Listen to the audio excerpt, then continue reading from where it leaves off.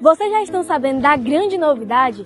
Agora, dia 23 de agosto, aqui em São Félix do Xingu, a gente terá um cinema ao ar livre. O filme que será apresentado dia 23 foi feito por nós, com parceria com Cultura na Praça. Não fique de fora, teremos a feira de comidas típicas, apresentações e é para toda a família. E outra, é de graça. E só para deixar bem claro, será dia 23 a partir das 6 horas da tarde. Só para relembrar vocês, dia 23 de agosto, às 6 horas da tarde, aqui na Praça Xingu.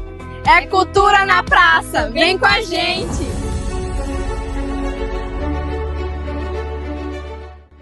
Dia 23 de agosto, me apanha bem o cre anhum.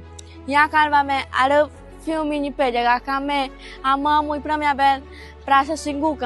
Às 6 horas vem a xixi.